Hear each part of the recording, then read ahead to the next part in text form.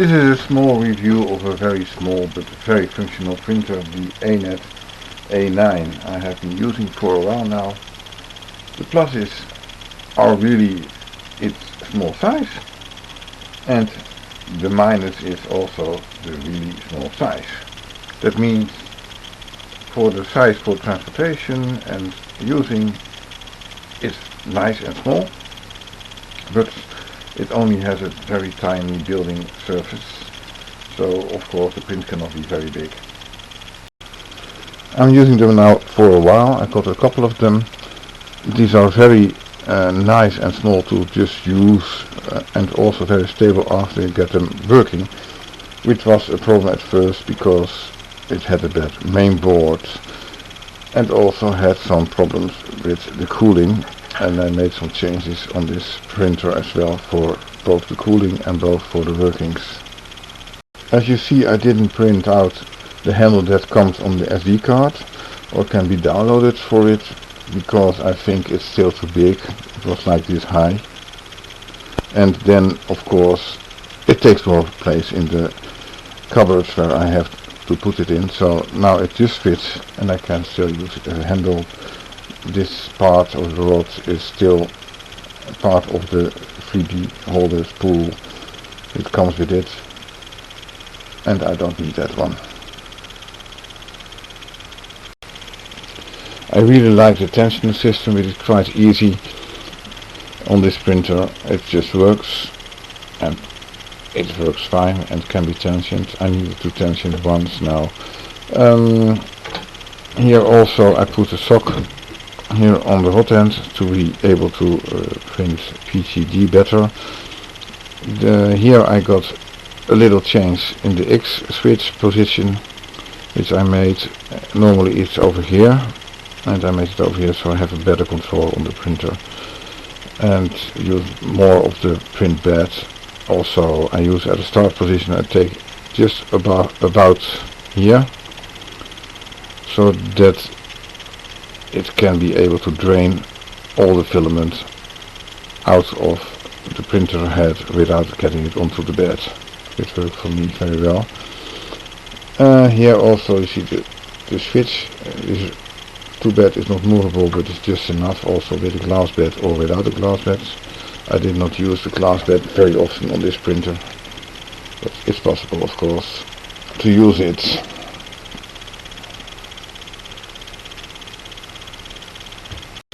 Another thing I made here is this holder for the cable. It's just better to hold it like this, no movement, and it stays very stable. Well, in the original it was just shaking and moving around all the time, so this is easier and better way for me at least. One of the bigger flaws of this printer is that the mainboard is getting very hot very soon, and it can cause errors in printing. So I made this little help so the display is a bit off and has some ventilation.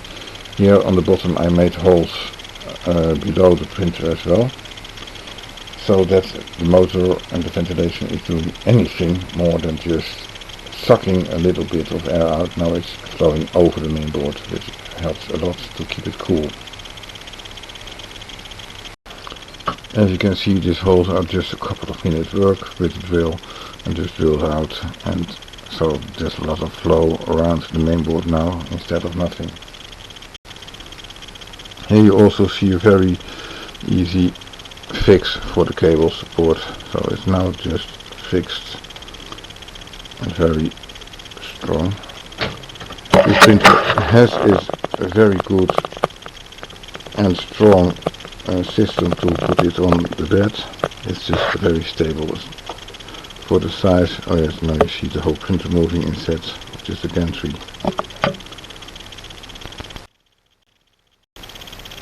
As you can see, I've made a little easy cable support, which is just here and there on the original bolts. It works very easy, and it's just holding the cable much better than just putting the strain here on the cable itself, which can be a bad thing in the long run.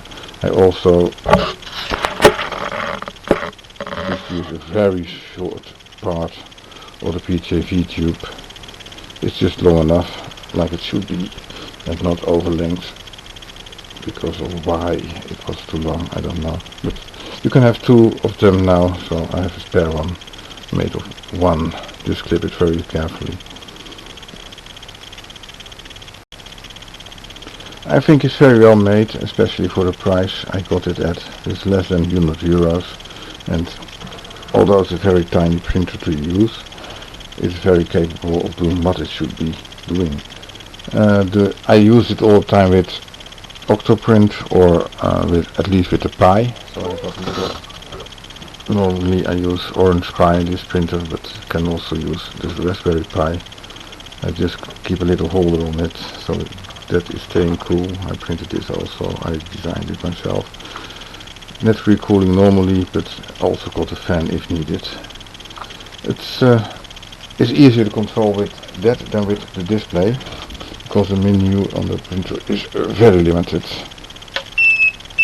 As you hear, I turn it on. I don't know if you can see it on the screen. Yes, you can.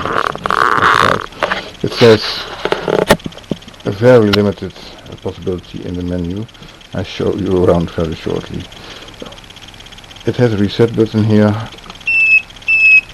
I put the whole case on it, so it does not easily get pressed when not needed, not wanted. And I give you a zoom in soon.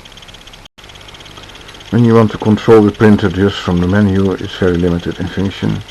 It may be very easy for children to use after all, but it's very limiting compared to other Anets. Okay, here in the prepare you got only preheat PLA and preheat ABS. These are set temperatures that you set before. Position, only moving the axis, and that means X and I and not the Z. And also home, that's all it is.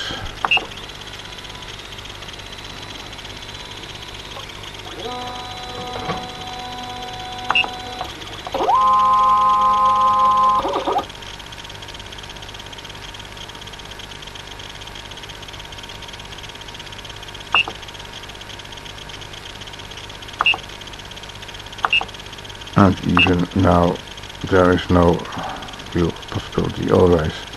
Okay, so preheat PLA like this.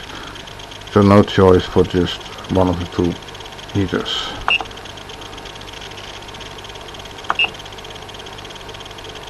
And even after home,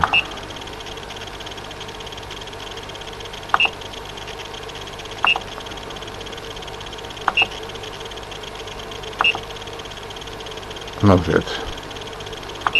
So we have to do that another way.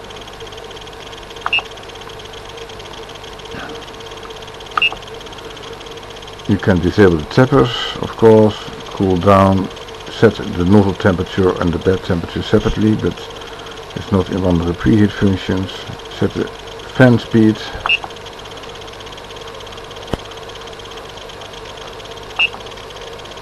As you can hear now, it's working. Makes a bit more noise.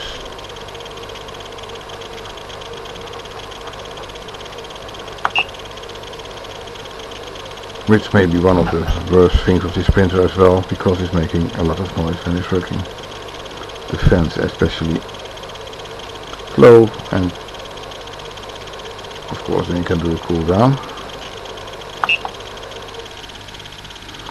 I made a little change, as you hear, maybe on the fan on the main board, because it's on with me all the time when it's standing by, and then now the main board is getting cool enough, so I just run the main fan on the printer when it's actually heating something. For the rest you can set temperatures, motion, speed and anything, and you can save it in the memory, of course. And that's about it. Version 1.0 is This is my second mainboard because the first one came with a flaw. So I had to wait to be able to use it with this mainboard. For the rest you can just connect it with a Pi. You can use a micro SD card to print, and don't forget to set it to the right voltage before using it. This is a very nice print. You can do anything you want if you just go for tiny parts. The preheat is very fast because of the small bed, and still a very capable heater, which is also a good thing to have, I think, on this printer. Like in 5 minutes you're ready to print. With bigger printers you of course need to preheat the bed much longer. I don't use the glass normally. On the other printer I got a sticker, a bed sticker on it, and I can print on tape as well. And also with some sugar coating, it's very easy to use. I made an extra insulator below the bed with some special insulation flow, and that's about it. It works fast, pretty high speed PETG or just PLA, no problem. I didn't try ABS on this printer, but I assumed it will work through. No problems with the simple extruder as well. So keep on printing.